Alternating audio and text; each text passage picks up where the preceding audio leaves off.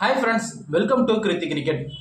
ஐபிஎல்ல மிகப்பெரிய ஒரு மாற்றம் நடந்து முடிந்த 2024 ஐபிஎல் போட்டியோட அடுத்து நடக்க போற ஐபிஎல் டோர்னமெண்ட்டுக்கு முன்னாடி ஐபிஎல் ஒவ்வொரு அணியும் பார்த்தீங்கன்னா 4 வீரர்களை மட்டுமே தக்க வைத்துக் கொள்ள வேண்டும், மற்ற வீரர்களை ரிலீஸ் செய்ய வேண்டும். அப்படியாப்பட்ட நிலைமையில டெல்லி கேபிட்டல்ஸ் அணியில இருந்து ரிஷப் பண்ட் பார்த்தீங்கன்னா வெளியில வர இருக்காராம்.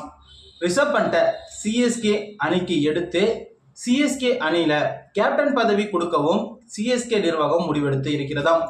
ருத்ராஜ் தலைமையில கடைசியாக நடந்த சிஎஸ்கே அணியுடைய போட்டி பார்த்தீங்கன்னா மிகவும் மோசமாக இருந்தது. பிளே ஆஃப் சுற்றுக்குள்ளேயே உள்ள வராம தோனி இருந்தும் ருத்ராஜ் தலைமையிலான சிஎஸ்கே அணி பார்த்தீங்கன்னா படுதோல்வி அடைந்தது. இதன் காரணமா டெல்லி கேபிட்டல்ஸ் அணியில் இருக்கக்கூடிய ரிஷப் பண்ட் ஒரு கீப்பராகவும் ஒரு கேப்டனாகவும் நல்லா செயல்படக்கூடியவர். தோனியோட இடத்தை அவர் நிறைவேற்றுவார் அப்படிங்கிற காரணத்தினால ரிஷப் பண்ட்டை சிஎஸ்கேக்கு கொண்டு வர சிஎஸ்கே நிர்வாகம் முடிவெடுத்து இருப்பதாக சில தகவல்கள் பார்த்தீங்கன்னா சமூக வலைதளங்களில் பரவிதான் வருகிறது. இது குறித்து ஒரு முக்கியமான தகவல் தற்போது வெளியாகி இருக்கிறது. டெல்லி கேபிட்டல்ஸ் நிர்வாகத்திற்கும் ரிஷப் பண்ட்டுக்கும் ஏதோ கருத்து வேறுபாடு ஏற்பட்டு இருக்கிறது. அதன் காரணமா டெல்லி கேபிட்டல்ஸ் அணியில இருந்து ரிஷப் பண்ட் இந்த ஆண்டு வெளியேறுவது உறுதிதான். ஆனால் சிஎஸ்கேவுக்கு வருவாரா அப்படிங்கிறது மிகப்பெரிய சந்தேகம்தான். ஏன் அப்படின்னா ரிஷப் பண்ட் ஒரு சிறந்த ஒரு பேட்டிங் அண்ட் கீப்பர் அப்படிங்கிறதுனால எல்லா அணியுமே ரிஷப் பண்ட்டை வாங்குவதற்கு போட்டி போடும்.